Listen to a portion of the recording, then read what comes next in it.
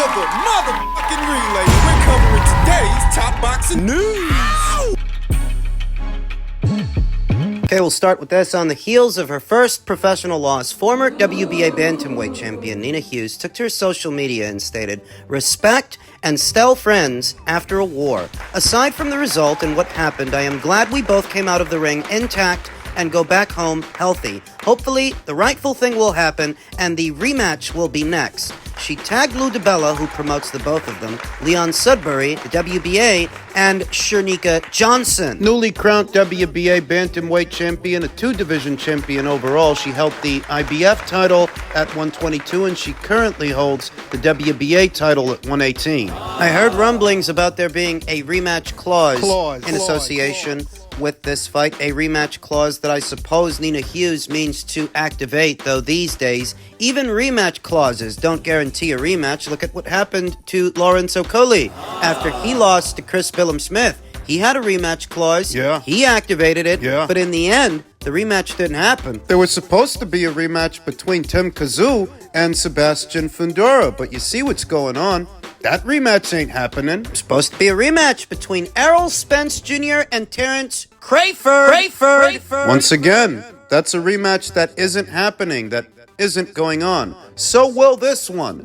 Will there be a rematch between Shernika and Nina? If there is, I favor Shernika to win. I favor her to win again in better fashion than she did this past weekend, because for Nina, it's only going to get more difficult. It's only going to get harder. She'll go into the rematch with the same disadvantages she did in the first fight. She's still going to be the smaller fighter. She's still going to be the older fighter. And how much time is it going to take to do a rematch? Because she's only getting older. Time isn't on her side. She's 41. But if you did it, Shernika Johnson is likely to fight an even better version of the fight she fought this past weekend, because she's still going to be bigger, she's still going to be stronger, and she's still going to be younger. What can Nina do? How does she remedy that? Nina Hughes is best described as a mid-range to inside puncher. She has to get mid-range to inside before she can do anything, but Shernika outfought her there. Beat her at her own game. At her own range. It wasn't what I expected. I expected Shernika to stay on her toes, box, and punch.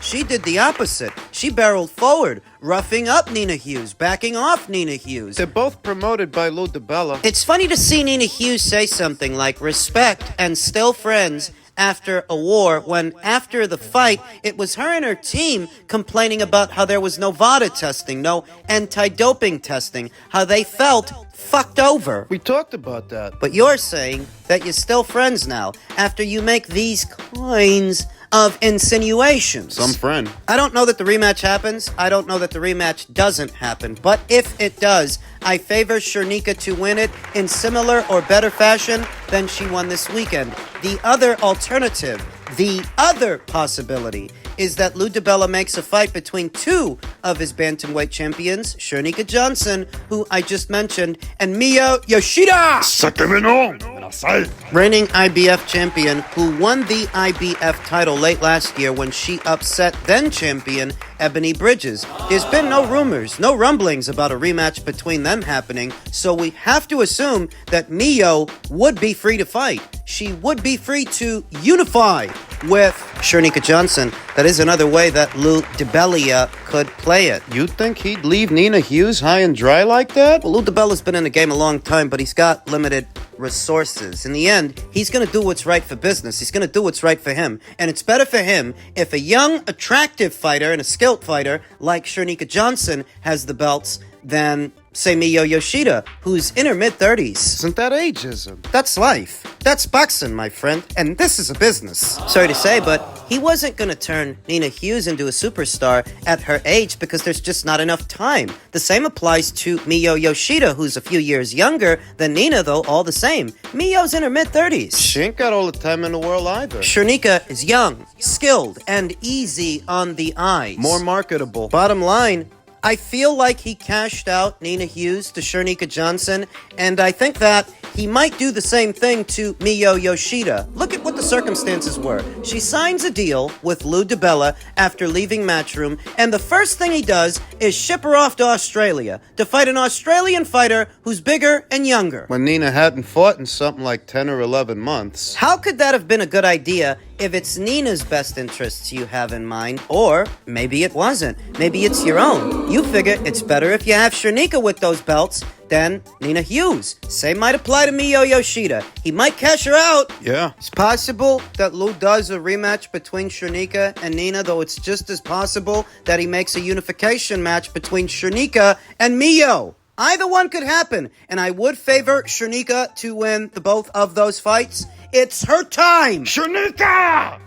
In men's lightweight news, veteran boxing scribe Keith Idek said, assuming Shakur wins July 6th, which is very likely, and is willing to re-sign with Toprank, not a foregone conclusion, by the way, ESPN executives shouldn't approve anything other than Shakur Stevenson versus Vasyl Lomachenko next. Shakur wanted it in November, but Loma didn't. No more tune-ups. Make it happen. He's impatient. Let's say that Vasyl Lomachenko wouldn't have took that year off, and he wouldn't have fought George Kambosos after it, showing that he still has ability, that he can still stop a guy that's never been stopped. Let's say he wouldn't have did that, and he would have fought Shakur straight away. How much credit would Shakur have gotten if he beat him? Not a lot. And even now, how much credit will he get when Vasyl Lomachenko is openly talking about retiring, openly talking about being tired and wanting to be done with the sport? How much? Shakur S. Stevenson responded to Keith Idek's comment by tagging Aegis Klimas and Vasyl Lomachenko, saying, I respect your fighting style. I respect that you are a legend. What I don't respect is your willingness to not fight me. People from the Ukraine are built with bravery within. They don't hide behind Toprank because that is not brave on your end. Hashtag chasing greatness. I don't begrudge Shakur pursuing a unification match. I don't begrudge him pursuing Lomachenko. I don't think there's anything wrong with that. Where I think Shakur is going wrong is he's blaming Toprank for it when that's up to the two teams. That's up to Team Lomachenko and Team Kambosos. That wasn't up to Toprank. He's got to stop blaming them. Because it isn't helping him. He continued, this is what I will say. Loma is still a hell of a fighter. Skills was on display on Saturday, and I think he is a special fighter, a once-in-a-lifetime kind of fighter. Hopefully his team and the higher-ups get out of the way and let me display my skills against him, because stylistically, I think it would be the highest skilled fight of all time. Two master chess players. Until then, check me out July 6th. Y'all forgot how great I am. I think you forgot who you're relying on to make this fight. You expect Top Rank to make this fight for you when you're taking shots at them and publicly defaming them. You're expecting them to do you favors. Floyd said they being Top Rank, are racist. Bud said they're racist. Now I tell you they're racist. Because Team Lomachenko and Team Kambosos chose to fight each other and not you? Proof is in the pudding. They don't want no black guy getting bigger than the company, which is why they didn't get the fights that can help turn me into a superstar, Kambosos or Loma. I don't think your problem is that you're black. I think your problem is that you're boring. Be realistic. This ain't about right now. I've been signed them for how many years? Once I moved up in weight to 135, where they claim was one of the best divisions in boxing, fights become harder than ever to make. And how much harder do you think it makes things that you literally got booed for 36 minutes in your last fight? Then I got a big ass mouth and won't shut up, so now they're going out of their way to X me out. Fuck all y'all, though. You can't break me because y'all didn't make me. Yes, they did. They did make you. They did make you. The fights that saw you become a 3-division champion, they made those fights. They paid for those fights. Getting you the Jamel Herring fight, getting you the Oscar Valdez fight. Do you think you would have got those fights if you weren't with Top Rank? It would have literally been easier and cheaper to make a fight between Oscar Valdez and Jamel Herring than getting either of them to fight you, because you're expensive. But they did that, and without them, you wouldn't have got those opportunities. Former world champion Ishe Smith responded to Shakur's statement, his criticism of Top Rank, by saying, I don't think they're racist. They don't know how to promote black fighters. You can't use someone else's experiences as your own. I do believe the old Top Rank was this way. They now have a shitload of black fighters. I do hope you get the fighters that you deserve. One of the best in the game. To which Shakur Stevenson responded, here goes a guy jumping in some shit he knows nothing about. Shut your ass up. You know nothing. You were the worst fighter I ever saw in my life, and Floyd put you in a position and got you a world title.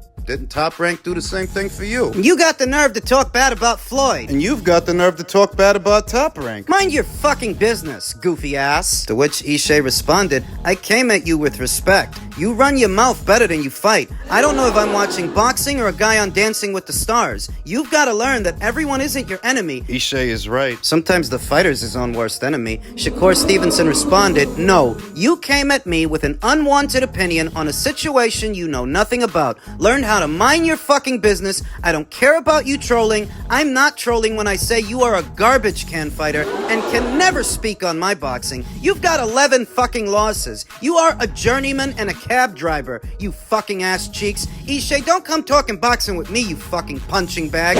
Ishe Smith responded by saying, "This little guy is the ring champ and unified champion on X. He is the GOAT of spitting shit out that big-ass gap and spaces in his mouth. If you fought as good as you ran your fucking mouth, you would be the GOAT, little guy. Ain't this little guy in camp? He spends more time in on this shit than me, and I'm fucking retired." More time on X. Little fake-ass guy fake crying. Same fucked-up-ass girl he had back then, same fucked-up girl today. Go play with someone else and get your mouth fixed. All those gaps and spaces, they can't even use you for TV. Like I said, play with them guys, not me. Superstar begging. Boy, guys get on and behind this social media shit and act like that's how they are in real life. Man, you better go play with someone else, my guy. I ain't the one. Keep running tracks, and let's see how many super fights you get. The bottom line is, if I'm Top Rank, I wouldn't sign this running, no excitement ass either. Guy, you're not Floyd. You're not Bud to be quoting them.